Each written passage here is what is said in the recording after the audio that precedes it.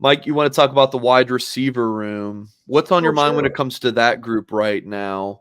Someone on the message board did say, who is like your Xavier Watts in terms of like, well, maybe not All-American level, but who's your breakout, like that player who just really comes out and takes the next step in his game?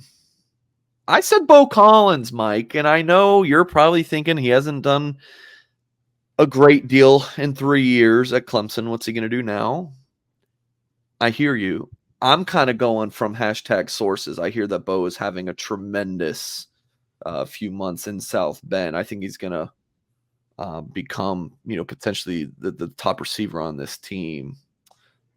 So I'm going to start you with that, and then you can go wherever you want talking about these receivers. Yeah, I like Beaux Collins. I do. I think he's a Javon McKinley. I can never remember those guys. Miles Boykin. Yeah. I can never remember their names. That 6'2"-ish, big body. They've got a little bit of hops to them, physicality, red zone type guy. I can absolutely see him being a 3rd to 5th round pick down the road. Absolutely. That'd be huge, dude. Yeah. There's no doubt. I mean, that's kind of who he is. That's who he is. And I think he had like a prior affinity for Notre Dame, like in terms of his prior high school recruitment. Notre Dame was definitely in the mix. Yeah. So I'm optimistic about Beaux Collins, but I'm still, forgive me, a little bit wait and see. Yeah. I'm still a little bit wait and see. I mean, he wasn't there for the spring to get himself caught up. Yeah. We assume a lot on both sides. We assume things on the positive side. We tend to assume things negatively speaking, depending on, and the truth lies somewhere in the middle. So I'm a little bit wait and see.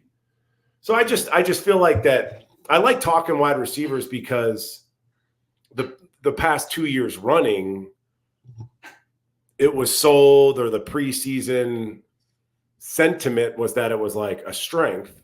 And Coach Tim Hyde and myself for 2 years running, but like, hang on, like hold the brakes a little bit, like pump the brakes a little bit. And that's kind of still where I'm at. And you know what, Mike? Go ahead. I think the fans are with you too. I think the fans are kind of wait and see as well. It's very much like the transfer quarterbacks we've talked about so many times.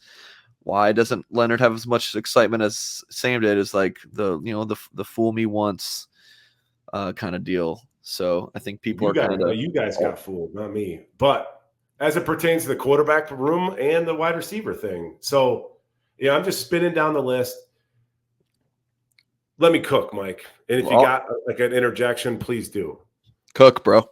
So Jaden Greathouse, loved the kid, loved the confidence, loved the swagger, loved him. I'll never forget it. He was at the podium as a true freshman. I've said this before on the show multiple times.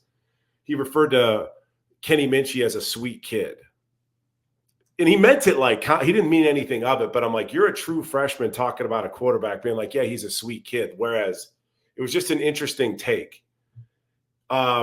Looked a little stiff last year to me, like a little rigid, a little robotic. Watching him run around this spring, dude, night and day in terms of how he's opened himself up athletically. I asked him at that player dinner, I'm like, dude, did you change anything? Like get a new trainer, whatever? He's like, no, I'm just more confident. So he's not thinking as he's running his routes, whatever. He looks amazing. But then I see that he added 10 pounds on the updated weight chart thing.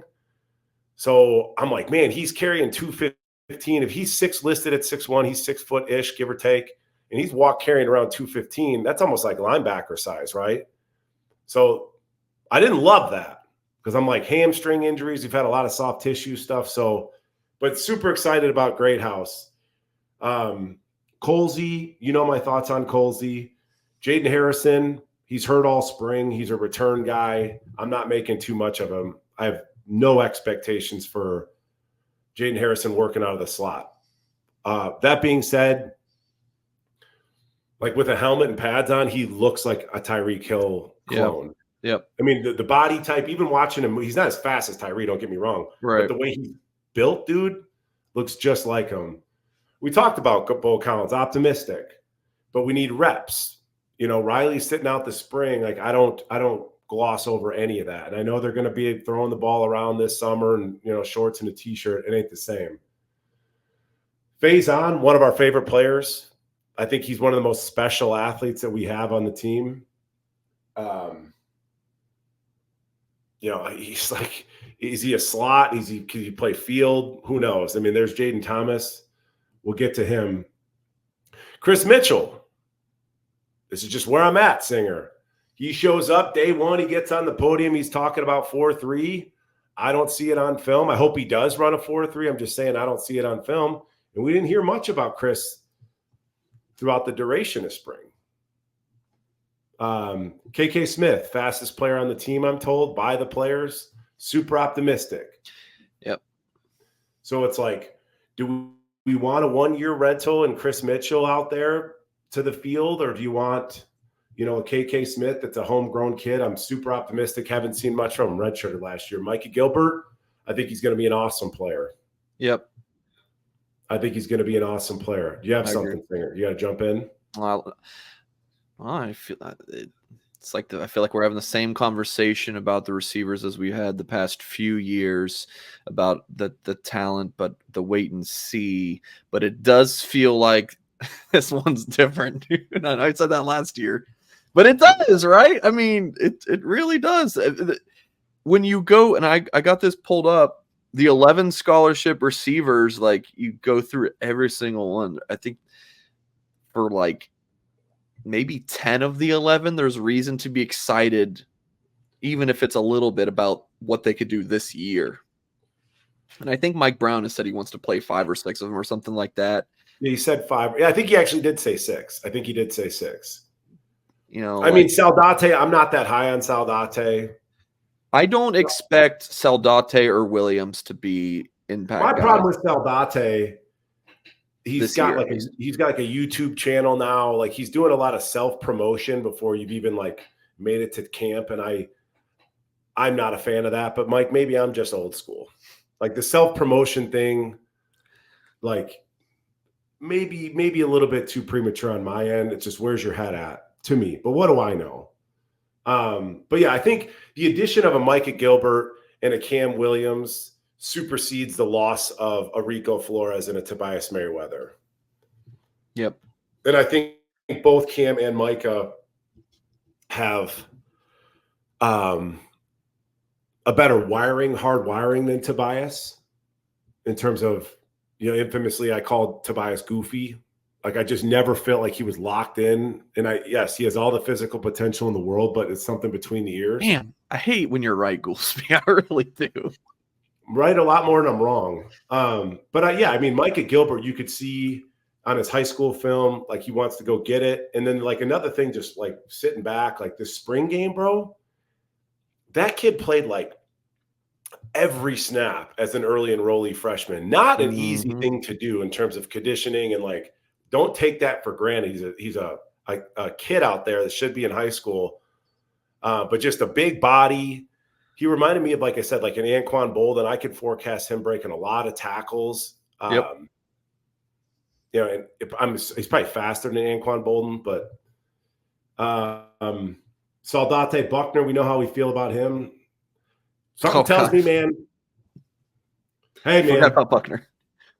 Don't you dare. Tyler's going to get a chance. At some point over the next couple, 2-3 years, he's going to get a chance to make a little bit of magic happen.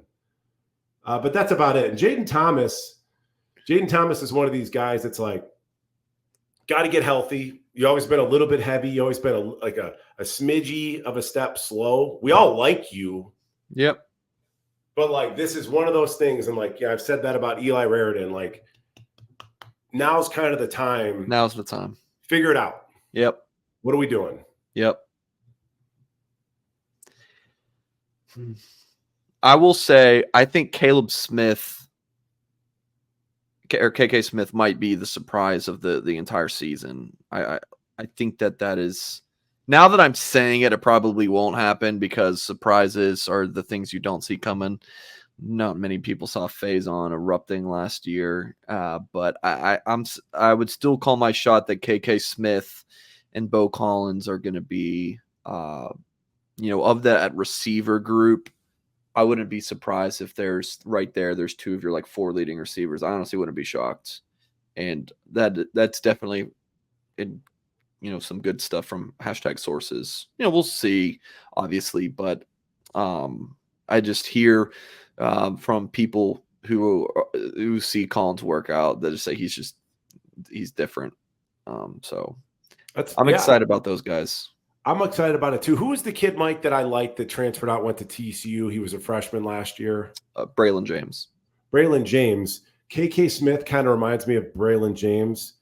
And when I look at that roster, when I look at that room, the two SEC kids that I could just see KK Smith playing for Alabama, playing for one of these schools, catching a bubble, catching a slant, putting their foot in their ground, and just go now. Yeah. Now go is Cam and KK. Yeah. In terms of just flat out ability to just open up and fly. Track times are indicative of that. And then when you, like I said, when you just watch their stride, like K Smith and Cam, I mean, they're beautiful, beautiful runners. So excited about them both.